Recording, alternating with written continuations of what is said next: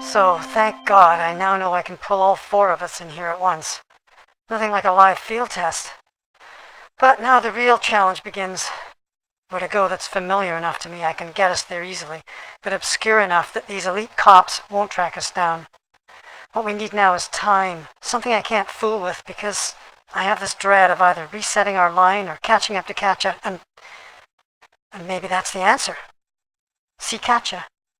Hide everyone in a place they can't be found. Another line of existence. Or maybe that's just asking for trouble. We can't have Katja's friends and mine together. Already too much freak factor as it is. But maybe I can just find a quiet room in Katja's apartment, or Tessa's, to leave everyone while I go talk to Katja about...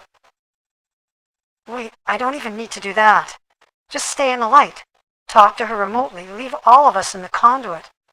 Convince her to move ahead in her line so we can do the same and hold our time difference, or even extend it. Wow. Stupid. I think Vic's right.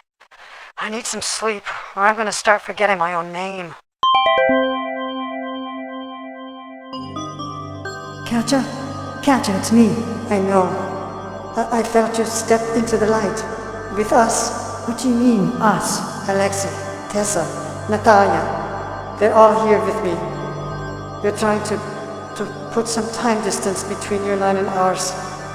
And stay completely off the radar while we do it. I can't believe... Did you feel it too? That thrill of fear as we got too close to each other? Like a premonition that something dreadful was going to happen. I couldn't sleep. Couldn't even sit still.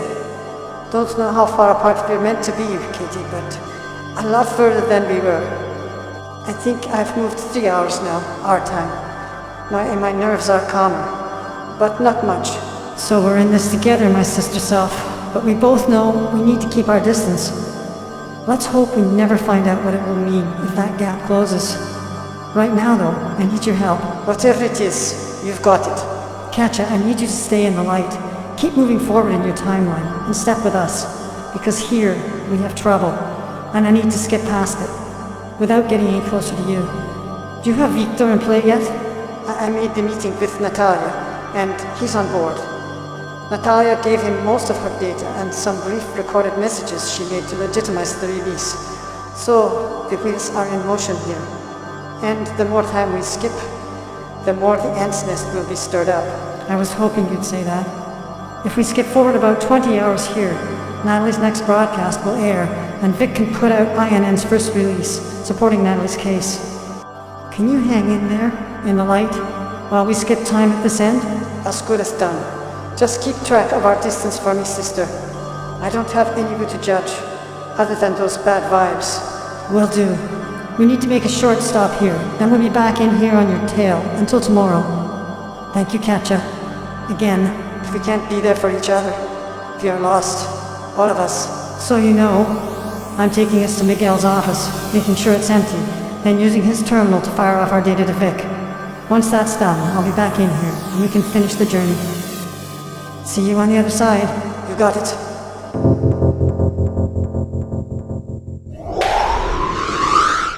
Where the hell are we, Kat? Looks like a rundown office from one of those old movies. Everyone stay out of sight. Alex, make sure those blinds are closed all the way. And keep quiet. We're in Miguel's office at the precinct. I waited until he was called away, then dropped us here so we can use his terminal. As secure a line as we can get, and nobody's going to look for us here. At least, not unless we get really unlucky. Alex, can you hack into this thing and get our email away to Vic? With links to all the data you identified with Natalie. Miguel, eh? Keeps his place the way his mind works, does he? Not exactly, but I suspect his squad see him as all the more human for being disorganized. Or at least appearing to be. You get me onto the machine with an active email address, and I'll make sure the data's all linked. Alright, give me about 30 seconds. You want me to lock this door, Kat? Don't want anyone barging in while we're illegally borrowing Miguel's computer system. Good idea. I really am looking forward to a bit of rest, Tess. Not thinking straight anymore. What friends are for, girl? To keep you functioning when you can't function any longer. I could add a few more things to that list, you know. Putting your life on the line for me would be one. I'm in. Whose mail account are we using? Miguel's. The rest of us are already under scrutiny, so GCN probably has our accounts monitored. Right. He's left it active anyway. So, Natalie, check this data for me. And Kat, Vic's address.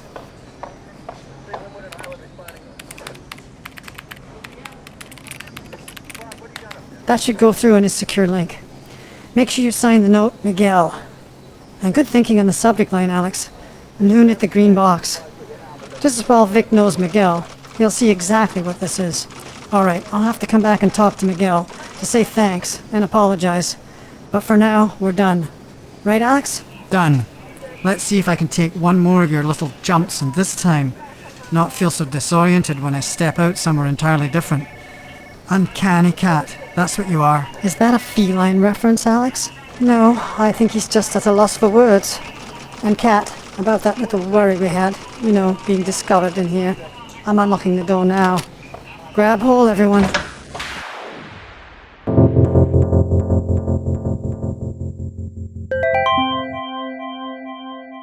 That was too close. Had the door starting to open as we stepped out, and Anya, Miguel's best sergeant, dropping off some evidence, looks like, but not showing any concerns. Hopefully nobody the wiser. And Vic will know better than to respond to the message. So long as Miguel doesn't check his outbox, we're all good. Now, where are we relative to Katja? It's 2:30 here, so let's track Katja's position. Nearly there. The timestamp on this clock at the safe house her Miguel got for her, saying 5:40, 45. Katja! Oh, Kat, you scared the crap out of me. Sorry. Just checking your time. And you, where are you now? Got your data sent off? Sent. It's 2:30 our end. We have about 3 hours. I'll hang here with you, and we can move ahead about 15 hours. Then I'll leave you to it. Go back to my line at around midnight. That gives us nearly 9 hours as a buffer. I'll leave it to you. Just... Holy shit, how do you do that? What, move us so fast? I hate to say it, but the answer is practice. I'm getting used to it. For me, there is only really one speed. Faster than the world around us, maybe a minute for every hour of real time. But nothing like this. Probably safer that way. If all my sisters could do this too, we'd be crossing over each other's times, and we both know that would not be a good thing. Alright. Your clock reads 8:45 a.m., Katja. You step out, and I'll backtrack to our line. See you soon. And let me know how it all goes down with Victor and Natalia's broadcast. Will do. Thank you, Kat.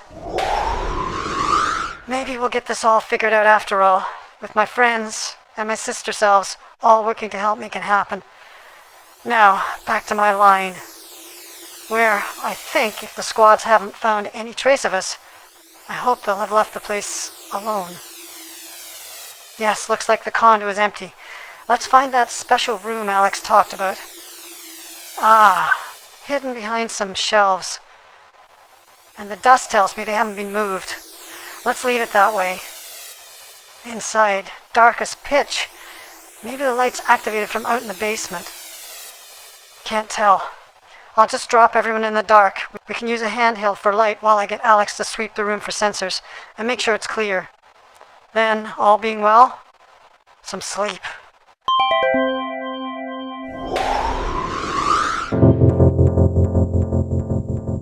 Kat, wake up.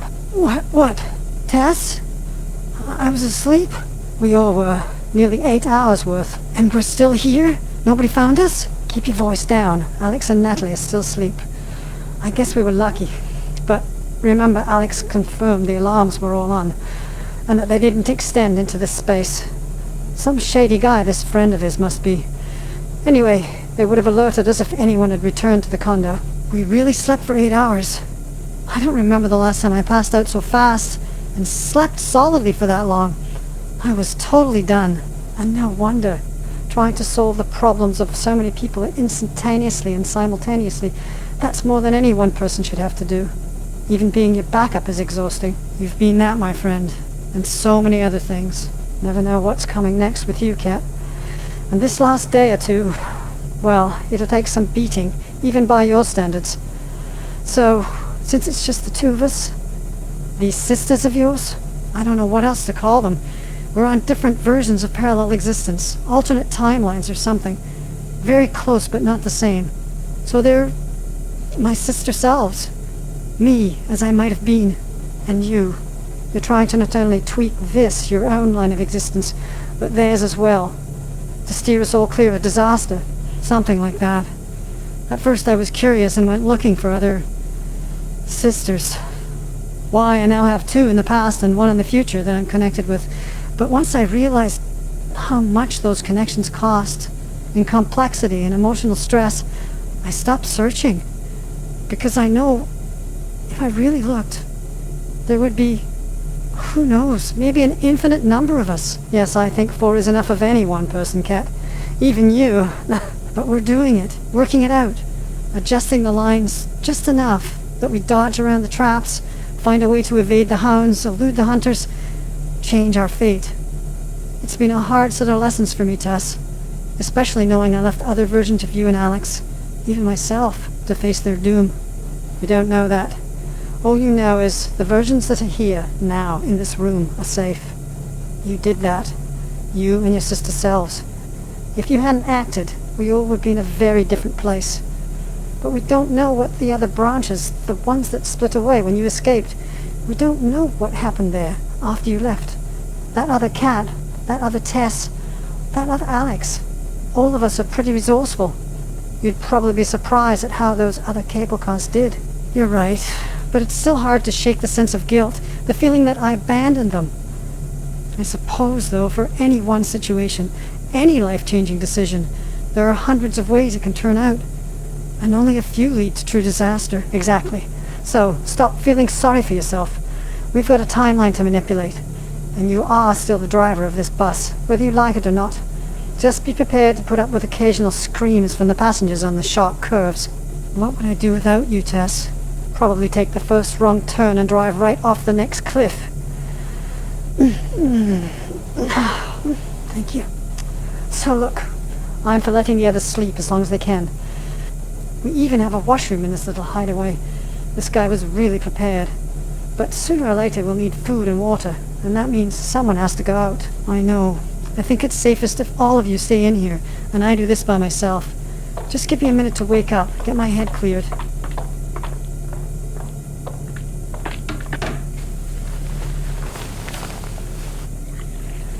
You sure you don't want company, Tess? I'd be happy to have you along any time, but it's too risky and you know it. You're awake so you can watch while I'm gone. What time is it anyway? Nearly 8:30. Natalie's new broadcast. Yes, and Vic's as well. Both should be live by now.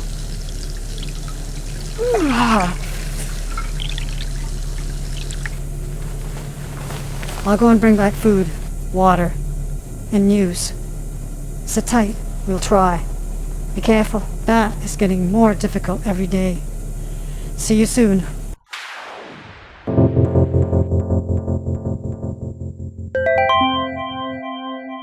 So, I'm keen on seeing what the new day has brought, and Miguel is my first stop. He'll be up on the broadcast, so I need to tell him about Vic, and maybe he can explain how the hell Liz got all over the news so quickly, since she was supposed to be in his care. Alright, in his office and alone. I'll just drop into the back passage leading to his rear door.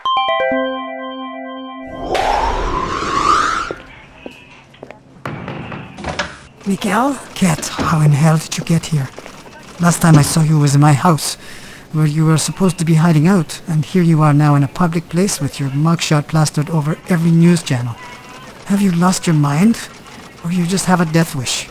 Maybe a bit of both, but I needed an update, and you're the one to give it to me. Alright, I'll make it quick. Because if anyone catches you in here, I'll have no choice but to detain you. First, my wife is home and you... Well, you probably know that already. I can't vouch for her keeping quiet, so I'm assuming you found another place to lie low. Alright, second. Liz went to GCN. Left here saying she'd keep quiet for a day or two, and went straight to the GCN head office. I had her followed, but was not prepared to detain her. They have plastered her slander all over the news, and she has now mysteriously disappeared. If I were the calloused, unscrupulous type, like someone we both know, I'd rejoice. But as it is, you have me worried. I've made official police requests of GCN as to her whereabouts, given that was her last known location. Nobody has anything to say. It's possible they may just be keeping her hidden away, so they can work on concocting another set of stories, with her as the mouthpiece. But I doubt it. They're more likely holding her so they can encourage the rumor that is already making the rounds. You and your companions, who so brutally kidnapped and manhandled Liz before, and have hidden away Natalie Chalmers for your own ends. I get it. We've kidnapped her again, to make sure she doesn't talk. Or maybe we've even killed her to keep her quiet permanently. Right. You've been listening to the news then? No, it just makes sense. But tell me, the GCN broadcasts, the bulletins Natalie set up, did the second one come out? At 8 a.m., Natalie implicated the global bank, then released data files which, if the response is to be believed, are undeniable evidence against GBI. And, of course, showing massive flow of funds into GCN from the bank. Not just here, but in every major country around the world. And have you heard from INN? Have they weighed in on the authenticity of... I'll hide. Do that. Coming! Sorry to disturb you, Miguel, but you better watch this. What network? INN. It's Vic Gasman. I'll turn it on. Thanks, Anya. Let's see what he says, Kat. You were obviously expecting... Multinational giant GCN, complicit in crimes such as those described by Natalie Chalmers in her bulletin this morning, are attempting to discredit Ms. Chalmers' testimony by fabricating this entire kidnapping story. That Katie Anderson, one of the most gifted investigative journalists who has ever worked with INN, a woman with such integrity that she is entirely beyond reproach, has conspired to spirit Natalie Chalmers away and force her into making false, libelous statements. Not only is such a claim complete falsification and itself libelous in the extreme, but it points to the desperation that GCN is feeling.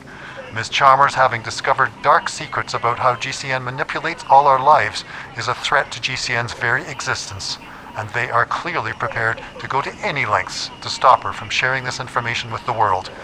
We at INN are not fooled. We have already taken this data, provided by Natalie Chalmers today, and carried out confirmative investigation on behalf of the nation and of the world. And INN can now report that every statement Ms. Chalmers made this morning is accurate. We have been and still are at the mercy of an unscrupulous behemoth. And it must stop now. Holy shit. Kat, you did it. Not quite yet, Miguel. But it's a good start. This will be a global information war now, Kat. And GCN will lose. Once INN puts the proof out there, the spread of the truth will be unstoppable. Global law enforcement will have no choice but to act. GCN will be eviscerated. It's great news, Miguel. And just in case you were wondering about that mail message in your outbox, the green box message, it was me who sent it. On behalf of Natalie. You? How could you? Kat, you have some serious explaining to do. Invasion of my office... When this is all over, Miguel, I'll explain. But for now, thanks for all your help. And for the updates. We'll be in touch. Kat, wait. You can't just walk... out of...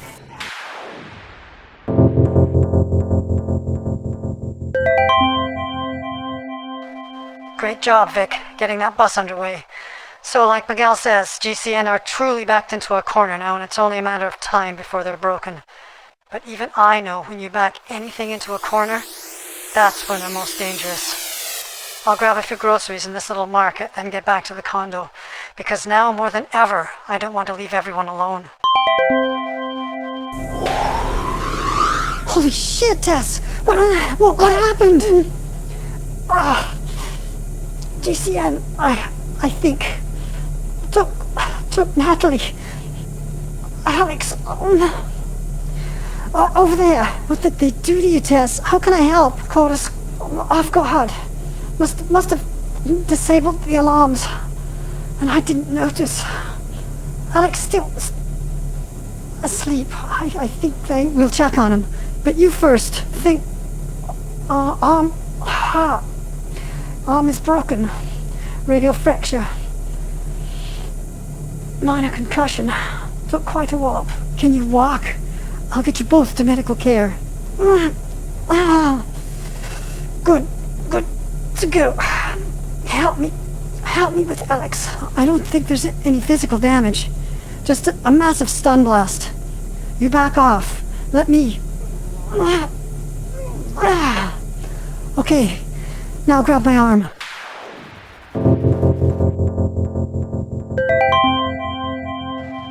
Now we see what you're truly made of, Kat. Can't jump lines with your friends both injured. Who knows what'll happen to these two if I abandon them? No, got to see this through. Get Tess and Alex to safety. Then back to steal Natalie away from her kidnappers. The wolf at bay, striking while my back was turned.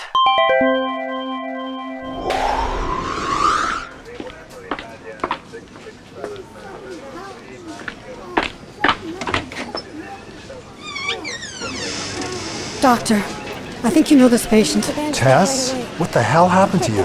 Close encounter with an immovable object. Here, let me get you to a cot.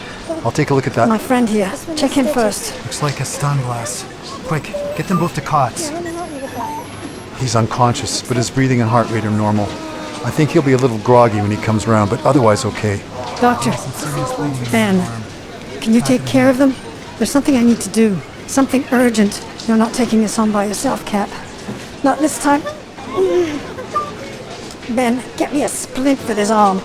And give me a shot of adrenaline. I'm going with her.